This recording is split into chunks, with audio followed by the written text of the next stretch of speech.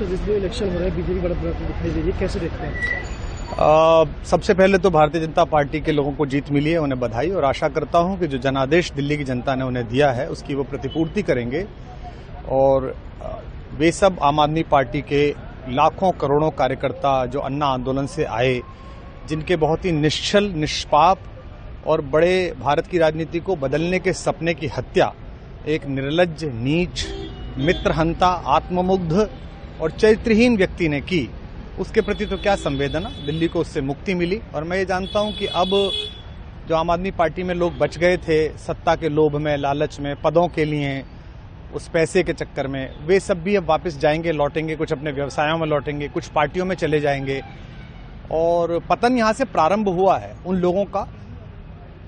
मेरे लिए कोई प्रसन्नता का और दुख का विषय नहीं है, मैं बीच में खड़ा हूं। प्रसन्नता इस बात की है कि करोड़ों लोगों ने आशा लगाई थी, करोड़ों लोगों ने, लोग अपनी नौकरियां छोड़ के आए थे, व्यवसाय छोड़ के आए थे, दुश्मनियां ली थी लोगों ने, उन सब की हत्या एक आत्ममुग्ध आदमी ने, एक चरित्रहीन आदमी ने अपनी निजी महत्वाकांक्षाओं की पूर्ति के लिए की।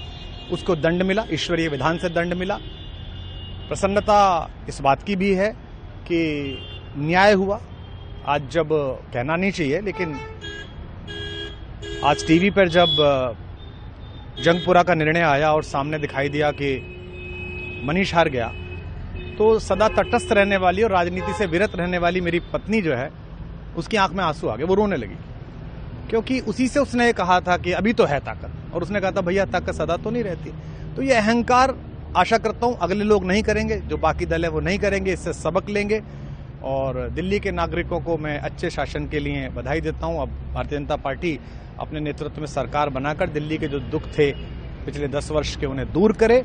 और आम आदमी पार्टी के समस्त कार्यकर्ताओं को कहता हूं कि आपने जिस किसी भी लोभ लालच में, सब कुछ जानते हुए एक ऐसे व्यक्ति के समर्थन में काम किया जिसने अपने मित्रों की पीठ में झुरा घोंपा, गुरु को धोखा दिया, अपने साथ कंधे से कंधा मिला के लड़ने वाली महिलाओं को अपने घर लाके पिटवाया, अपनी निजी सुख और साधन के लिए जनता का पैसा खर्च किया, अब उससे आशा लगानी छोड़ें, अब बाहर निकलें, अपना अपना जीवन देखें। मुझे राघवेंद्र सरकार राम की कृपा मिली, जिनका ये घर है, जिनकी कृपा से मैं यहाँ खड़ा हूँ। मुझ पर कृष्ण कृपा हुई कि मैं इस निर्लज्ज सर्कस से बाहर आ सका। मैं उन सब से भी अच्छे भविष्य की कामना करता हूँ कि वो कोई गंदगी ना फैलाएं कहीं भी, वो लौट जाएं अपने शिविरों में।